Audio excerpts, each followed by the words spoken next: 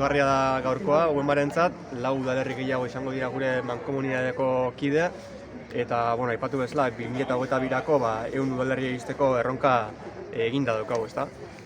Hala ere, ikusten dugu lurgune euskaldun hau azten badoala, baina kezkarako arrazoiak ere badauzkagu, eta datozen urteetara begira funtsezkoa izango da kontzientziazioan eragitea eta euskararen inguruko politika ausartak eta aurrerakoiak egiteko baliabidea jartzen.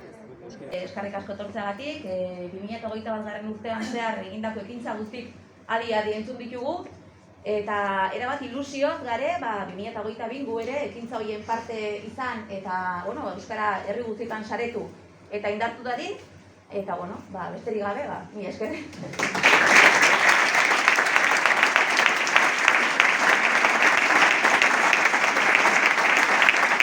Ibarrako herriaren izenean, zorionak izalgo herriari ekitaldi politxago antolatzeagatik.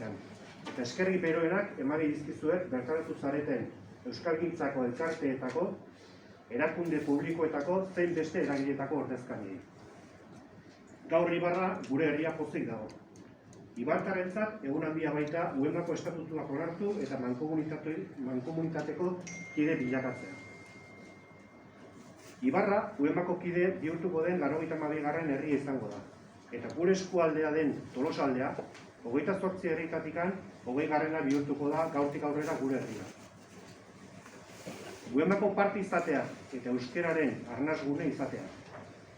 Uenbak hau gauzatzeko errestasuna, baliabideak eta gainontzeko herriekiko konexio zuzen bat emango digu denon artean eta gure hizkuntzarekiko indartze hori errotu, sustraitu, egonkortu eta finkatu ahal izateko.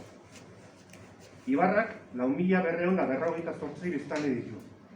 Eta 2016ko datuen arabera, 74,86%koa da bertako euskaldunen indizea.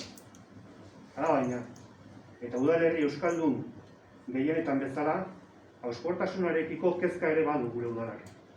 Edozein aldaketarekin egoera irautzea arriskua benetakoa delako. Gaztelaniaren presentzia arlo ezberdinetan eta edozein lekuetan aurki dezakegu. Eta guk, Ibarra euskarari lotuta eta gero eta euskaldunago izatea nahi dugu. Arnasgunea. Horregatik gaude hemen.